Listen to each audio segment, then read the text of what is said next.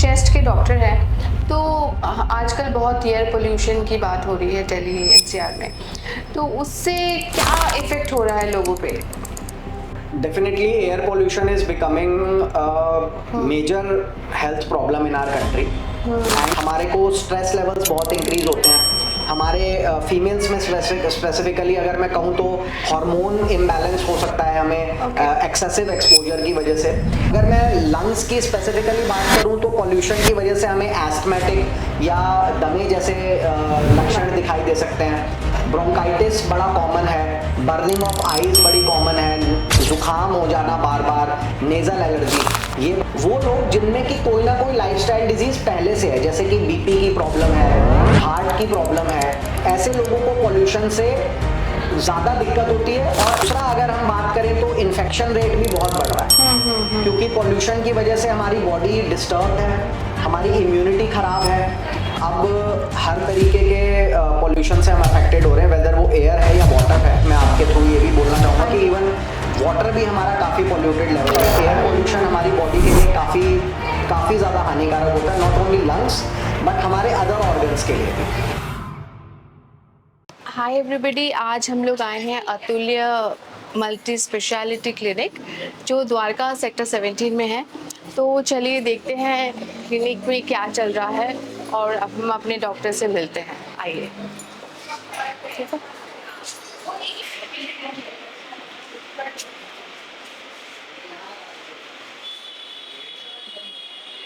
Hi everybody, आज हम लोग आए हैं डॉक्टर अंकित शर्मा से मिलने जो चेस्ट स्पेशलिस्ट है।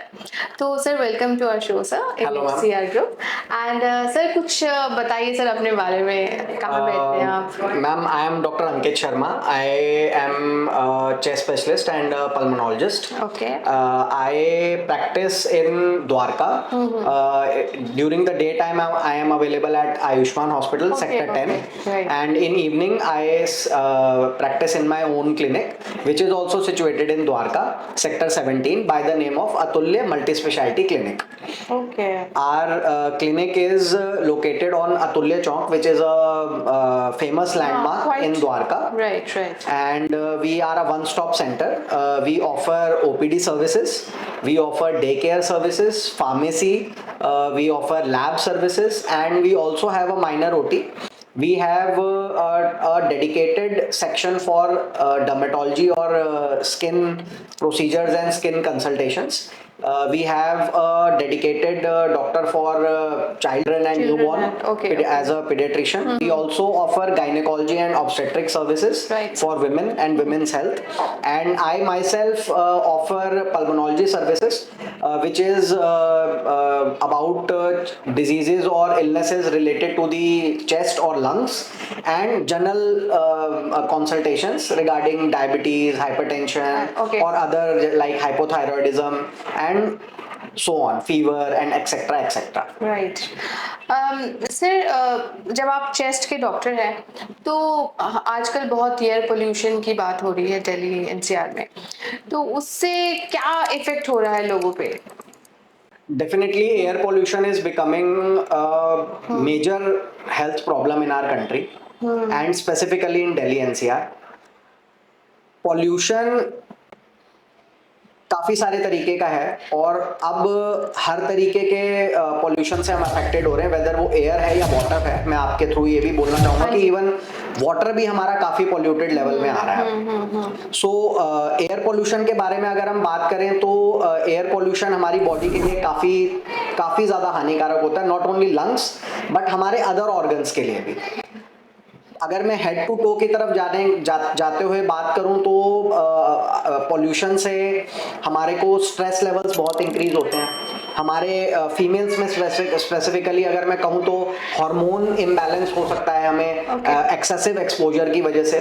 स्ट्रेस लेवल जब हमारे इंक्रीज होते हैं तो हमें बहुत सारे तरीके के लाइफस्टाइल डिजीजेस का सामना करना पड़ सकता है, जैसे कि बीपी अनकंट्रोल्ड हो जाना, डायबिटीज या शुगर अनकंट्रोल्ड हो जाना, थायराइड अनकंट्रोल्ड हो जाना, क्योंकि जैसे ही आपके बॉडी में स्ट्रेस आएगा आपके हार्मोन्स अप एंड डाउन होंगे और ये सारे लाइफस्टाइल डिजीज आपको कैच करेंगे। अगर मैं लंग्स की स्पेसिफिकली बात करूं तो पॉल्यूशन की वजह से हमें एस्थमेटिक या दमे जैसे लक्षण दिखाई दे सकते हैं।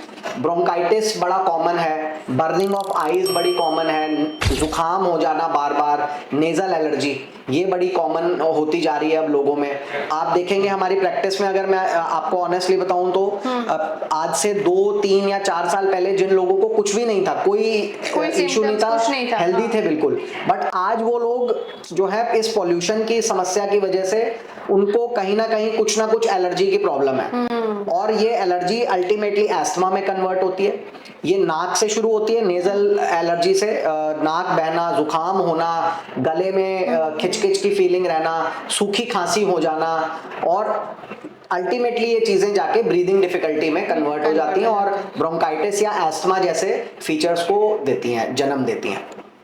दूसरा अगर हम बात करें तो इन्फेक्शन रेट भी बहुत बढ़ रहा है, क्योंकि पोल्यूशन की वजह से हमारी बॉडी डिस्टर्ब्ड है, हमारी इम्यूनिटी खराब है।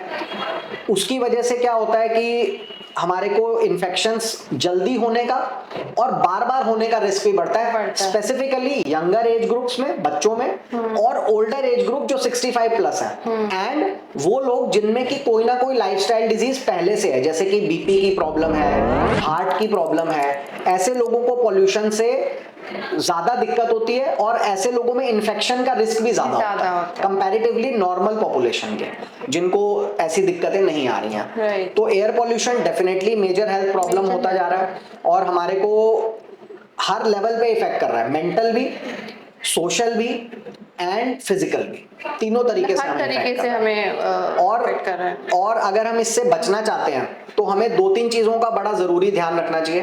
पहला, आप जब भी बाहर जाएं, स्पेसिफिकली ऑफिस आवर्स के दौरान, तो आप मास्क जरूर लगाएं। अच्छा, जरूर मास्क लगाएं, उससे आप समझिए कि आपकी 50-60% प्रॉब्लम सॉल्व हो सकती है। जब आप बाहर जा रहे हैं, भीड़ भाड़ में जा रहे हैं, बसेस में आप, हाँ जहाँ लोग ज्यादा हैं, बसेस में आप ट्रैवल कर रहे हैं, मेट्रो में आप ट्रैवल कर रहे हैं, आप मास्क पहने जरूर, उससे बहुत फायदा होता है। नॉर्मल मास्क, जो नॉर्मल सर्जिकल मास्क है, या उस अगर आप सर्जिकल मास्क आपको लगता है कि मेरे एक ही के बाद खराब हो जाता है, तो बेस्ट है कि आप कपड़े के, जो कोविड के टाइम में लोगों ने मास्क बनवाए थे डिफरेंट, आप देखेंगे फीमेल्स ने अपने कपड़ों से मैचिंग बनाए थे, तो वो मास्क भी बड़े अच्छे हैं। अच्छा, कॉटन मास्क, उनमें एक और फायदा है कि आप 5 मास्क बना लीजिए हर दिन के अलग अलग। मंडे को आपने एक मास्क पहना सुबह, शाम को आप आए, आपने सॉक्स की तरह उसको भी वॉश करके रख दिया, ट्यूसडे आपका नेक्स्ट मास्क तैयार है, ट्यूसडे वाला। तो ऐसे भी आप कर सकते हैं उसको।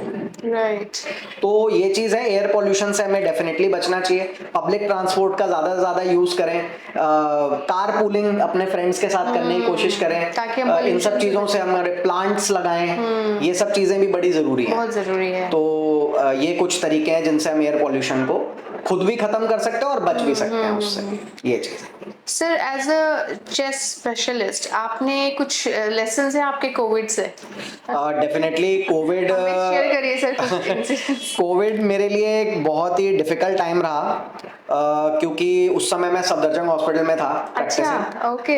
As a senior resident. So जब कोविड आया, हमने रातों रात सारी बिल्डिंग्स को कन्वर्ट करा, आईसीयूज को प्रिपेयर करा, वार्ड्स को प्रिपेयर करा पेशेंट्स के लिए, और मैं खुद फ्रंट लाइन पे उस समय था हमारे प्रोफेसर्स के साथ। मैं काफ़ी मतलब उस समय हमें काफ़ी एक्सपोजर्स हुए उन चीज़ों के, और आप लोगों ने रिस्क लिया बहुत ज़्यादा। लाइफ का रिस्क तो था ही, बट एज डॉक्टर्स वो रिस्क शायद हम स्टार्टिंग से ही हमें माइंड में डेवलप हो जाता है कि हमें लेना है। उससे ज़्यादा मुझे लगता है कि जो वर्क प्रेशर, मेंटल प्रेशर जो उस समय मैंने ही नहीं और भी डॉक्टर्स ने झेला, वो बहुत ही डिफरेंट एक्सपीरियंस था और बहुत ही ट्रॉमेटिक कहो, ट्रैजिक कहो, सबके लिए ही किसी ना किसी लेवल पे मुझे लगता है कोविड ने हर इंसान को इफेक्ट किया कहीं ना कहीं पे। तो कोविड का टाइम डेफिनेटली बहुत डिफिकल्ट था।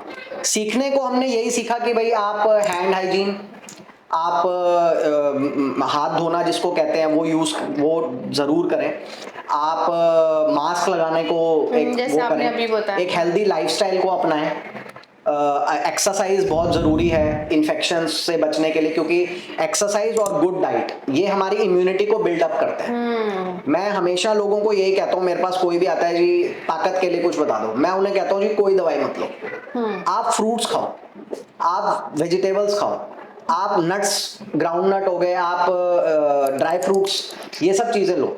नेचुरल चीजों से जो आपकी इम्यूनिटी बिल्डअप होगी, होएगी हाँ। वो मेडिसिन से कभी नहीं हो कभी नहीं हो सकती, सकती। क्योंकि वो अल्टीमेटली मेडिसिन आप रोज नहीं खा सकते, बंद करोगे कभी ना कभी, प्लस उसके साइड इफेक्ट्स भी हो सकते हैं। लेकिन अगर आप रोज एक एप्पल खा रहे हैं तो आई डोंट थिंक उसका कोई साइड इफेक्ट है। Exactly. हाँ, महंगा जरूर हो सकता है वो, लेकिन But अपने अदरवाइज आप के लिए इतना खर्चा तो करना चाहिए। करना चाहिए। इंडिया में लोग हेल्थ के लिए कॉन्शियस है ही है नहीं ही नहीं, एक्चुअली में। बिल्कुल। हेल्थ के नाम पे पैसा खर्च करना पड़ जाए तो लोगों को लगता है अरे यार ये तो मेरे को एक्स्ट्रा बर्डन आ गया, हाँ, जबकि ये उल्टा होना चाहिए। हाँ। उल्टा होना चाहिए कि हम बाकी की चीजों पे भले ही Necessity होना कॉम्प्रोमाइज चाहिए। कर लें, हाँ, हाँ। हेल्थ को हमें जरूर समोसा प्रायोरिटाइज खा करना लेंगे, चाहिए। हाँ, और हाँ। कहीं ना कहीं ये चीज कोविड के बाद लोगों ने सीखी है। ऑनेस्टली मैंने अपने अराउंड भी देखा है, लोग हेल्थ इंश्योरेंस की तरफ काफी जागरूक हुए हैं, काफी। लोग अपने लाइफस्टाइल को लेके काफी कॉन्शियस हुए हैं, एक्सरसाइज को लेके, जिम को लेके काफी कॉन्शियस हुए हैं लोग इन चीजों को वो लेके। करने में। तो कोविड में हमने यही सीखा कि भाई अपनी इम्यूनिटी स्ट्रॉन्ग करो और दूसरों की हेल्प करो दूसरों जितनी की- हो सके। ये एकदम। चीज है। बिल्कुल सर। अच्छा सर, लास्टली एक और क्वेश्चन मैं आपसे पूछना चाहूंगी कि आजकल जो अपने आप को जेनजी बोलते हैं या वेपिंग और ये सब कल्चर बहुत चल गया है कि बहुत मतलब उनको लगता है कि कुछ मुझे तो ये तो मैं स्मोक तो कर ही नहीं रहा, मैं वेपिंग कर रहा हूँ, तो उसके बारे में सर कुछ बताइए। देखिए, वेपिंग बेसिकली हमारे और ई सिगरेट्स हमारी गवर्नमेंट ने काफी टाइम पहले ही बैन कर दिए थे, बट स्टिल क्योंकि ये इंडिया है तो यहाँ सब कुछ अवेलेबल सब कुछ available है। बैंड भी है तब भी अवेलेबल है। सो अगर हम बात करें स्मोकिंग पर से, तो हर तरीके का एक्सटर्नल स्मोक आपके लिए हानिकारक है। हम ये नहीं सोच सकते कि मैं हुक्का पी रहा हूं तो मुझे इसका वो इफेक्ट भी- नहीं आएगा, वो भी मैं हानिकारक है, हाँ। सिगरेट पी रहा हूं तो ही मुझे फर्क पड़ेगा। अगर आप बिल्कुल सस्ते स्मोकिंग से बात करें, बीड़ी होती है जो, बीड़ी, हाँ। और हुक्का होता है, वहां से लेके वेपिंग तक सब कुछ हानिकारक है। सब कुछ हानिकारक है। एब्सोल्युटली। मैं आपके माध्यम से बोलना चाहूंगा जो नए जनरेशन को कि probably vaping is more dangerous than smoking other products, tobacco products. Tobacco products, हाँ। ऐसा इसलिए है क्योंकि उस वेप के अंदर वो धुआं बनाने के लिए क्या केमिकल यूज कर रहे हैं आपको नहीं पता, वो भी नहीं पता, उसकी कोई बेसिस नहीं है। एटलीस्ट टोबैको एक प्लांट है, उसके बारे में लोगों को पता है, अवेयरनेस, पर वो वेपिंग का क्या केमिकल है आपको नहीं पता, नहीं पता, बिल्कुल भी नहीं पता। और वेपिंग एक बैड हैबिट है, आप इसको स्मोकिंग के अंदर ही मानिए, ये स्मोकिंग ही है एक तरीके की, और ये हेल्थ को आपके उतना ही बैड इफेक्ट देगी जितना कि सिगरेट स्मोकिंग देगी। इनफैक्ट मेरे हिसाब से उससे ज्यादा इफेक्ट करेगा, क्योंकि आपको ये नहीं पता आप क्या केमिकल इनहेल कर रहे हो। मैंने ऐसे केसेस, यंग केसेस देखे हैं, बच्चे 13 साल के, 14 साल के, 16 साल के, जो वेपिंग के आदी हैं या वेपिंग करते थे, और उनको इन्फेक्शन जैसे ही होता है उन्हें सीवियर ब्रोंकाइटिस होता है। इवन उनको ऑक्सीजन की इतनी ज्यादा कमी हो जाती है, इस कंडीशन को हम कहते हैं ARDS, acute respiratory distress syndrome. इसका होने का रिस्क वेपिंग वाले लोगों में ज्यादा है, बहुत ज्यादा है, क्योंकि उसमें ऐसा केमिकल है वो आपको पता नहीं क्या इनहेल कर रहे हो। और ARDS के सर्वाइवल रेट बहुत कम है, 5%। ये भी मैं ऑप्टिमिस्टिकली बता रहा हूँ, इतना डेंजरस है, it's very very dangerous. And मैं बोलना चाहूंगा लोगों को, young generation, if anybody is hearing me, आज ही आप वेपिंग को छोड़ें, इस फैशन को नकारें, अपने आप को बचाएं और अपने फ्रेंड्स को भी बचाएं, एकदम उनको भी बचाएं कि यार नहीं करना ये ज्यादा dangerous. No to vaping, absolutely no, big no to vaping. Thank you sir आपके टाइम के लिए, थैंक यू सो मच।